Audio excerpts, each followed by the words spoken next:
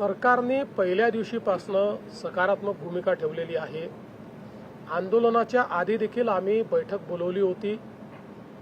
आपण चर्चा करून यातनं ज्या गोष्टी शक्य आहेत त्या करू अशा प्रकारे आम्ही सांगितलं होतं। पहिल्यांदा बच्चू कडूंनी त्याला मान्यताही दिली होती। त्यानंतर त्यांनी अर्ध्या रात्री मला संदेश पाठवला की लोक जमा होतील, आम्ही असणार नाही, याच्यामुळे अडचण होऊ शकते, त्यामुळे आम्ही काही बैठकीला येऊ शकणार नाही। त्यामुळे मग आम्ही ती बैठक रद्द केली। आजही बावनकुळे साहेबांनी त्यांच्याशी संपर्क केलेला आहे। शेवटी त्यांनी इतके वेगवेगळे प्रश्न मांडलेले आहेत, ते प्रश्न असे नुसते आंदोलनाच्या माध्यमातून त्या ठिकाणी सोडवू शकू अशी परिस्थिती नाही आहे। त्याच्यावर चर्चा करून त्याचा रोडमॅप तयार करावा लागेल। त्यामुळे त्यांना चर्चेचं निमंत्रण देखील आम्ही दिलेलं आहे।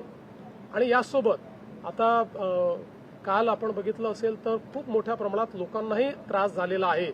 रस्ते अडवल्यामुळे पेशंट्सचं खूप मोठी ओरड आपल्याला पाहायला मिळाली। अनेक लोकांनी सोशल मीडियात पोस्ट केलेलं आहे की कशा प्रकारे त्यांच्या पेशंट्सला वगैरे त्या ठिकाणी त्रास झालेला आहे। त्यामुळे माझं आव्हान आहे की त्यांनी चर्चा करावी, अशा प्रकारचं डिस्ट्रप्शन करू नये, लोकांना त्रास होईल अशा प्रकारच्या गोष्टी त्या ठिकाणी करू नये।